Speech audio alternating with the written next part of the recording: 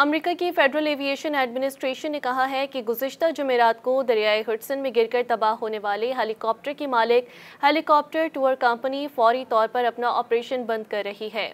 CNN की report के मुताबिक फेडरल एविएशन एडमिनिस्ट्रेशन ने सोशल मीडिया पर अपने पैगाम में कहा कि FAA न्यूयॉर्क हेलीकॉप्टर टूर्स के लाइसेंस और सेफ्टी रिकॉर्ड का फौरी जायजा लेगी और नेशनल ट्रांसपोर्टेशन सेफ्टी बोर्ड की तहकीकात की हिमायत जारी रखेगी।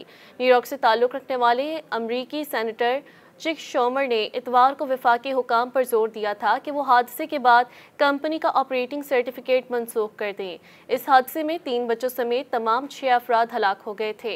उनका कहना था कि न्यूयॉर्क की हेलीकॉप्टर टूर कंपनियों के बारे में एक बात यकीनी है कि उनका एक मुहलिक ट्रैक रिकॉर्ड है। आमतौर पर ये कंपनियां खुलेआम कवानीन के खिलाफ वर्जियां करती हैं और मुनाफा कमा रही हैं। चिक शोमर का कहना था कि लोगों की ज़िंदगियों को बचाने के लिए ये यकीनी बनाना होगा कि ऐसा दोबारा ना हो।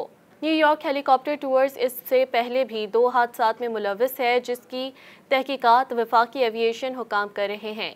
कंपनी के CEO माइकल रूथ ने चिक शोमर की जानिब से अपनी परवाज़ें मुअत्तल करने के मुतालबे के बारे में CNN की जानिब से तबसरा करने की दरख्वास्त का अब तक कोई जवाब नहीं दिया।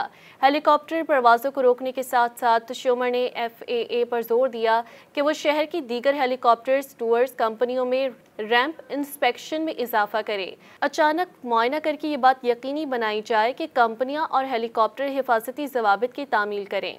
न्यूयॉर्क सिटी काउंसिल के रुकन और इक़्तिसादी तरक्की से मुताल्लिक़ कमेटी के सरबराह अमांडा फरियाद से भी मौजूदा पॉलिसियों पर संजीदगी से नज़रसानी का मुतालबा किया और इंतज़ामिया पर जोर दिया कि शहर की मिल्कियत वाले हेलीपोर्ट से गैर ज़रूरी हेलीकॉप्टर परवाज़ों पर फौरी पाबंदी लगाई जाए, जबकि हेलीकॉप्टर ऑपरेटर्स की नुमाइंदगी करने वाले तिजारती group eastern region helicopter council का कहना है कि पाबंदी दुरुस्त हल नहीं होगा।